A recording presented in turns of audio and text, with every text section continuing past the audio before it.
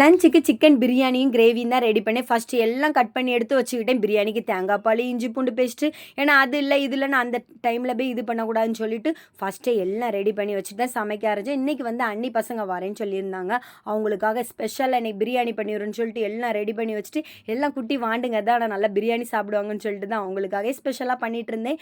அது மட்டும் இல்லாமல் சரி இன்றைக்கி வந்து 65 எதுவுமே இல்லைல்ல, ஏன்னா 65 வச்சா கிரேவி வைக்க முடியாதுன்னு சொல்லிட்டு, அதனால் உருளைக்கிழங்கு 65 பண்ணிடலான்னு சொல்லிட்டு அதையும் ரெடி பண்ணிட்டு பாயாசம் பண்ணலான்னு தான் நினச்சேன். ஆனால் வந்து பாயாசம் வந்து கிறிஸ்மஸ்க்கு பண்ணனால இன்றைக்கி வந்து கேசரி பண்ணிடலான்னு சொல்லிட்டு கேசரியும் பண்ணிவிட்டு, அதுக்கப்புறம் பிரியாணிக்கு வந்து இறச்சும் உள்ளே போட்டு இன்றைக்கி வந்து நான் பொரிச்சு இறச்சி போடல, அப்படியே உள்ளே போட்டு நல்லா மசாலாலாம் போட்டு அதுக்கப்புறம் அரிசி தேங்காய் பால் எல்லாம் போட்டு எடுத்து மூடி வச்சுட்டேன். அது பாட்டுக்கு இருந்து வெந்துட்டு இருந்துச்சு. இந்த கேப்பில் வந்து உருளைக்கிழங்கு 65 பொரிச்சு எடுத்துட்டு அடுத்து சிக்கன் கிரேவி வேகமாக வச்சுட்டு அப்படியே பசங்களை வந்து ரவுண்டாக உட்கார வச்சுட்டு எல்லாருக்கும் சாப்பாடை எடுத்து கொடுத்துட்டு எப்படி இருக்குன்னு கேட்டது தான் உண்டு. சூப்பராக இருக்குன்னு எல்லாரும் சொன்னாங்க.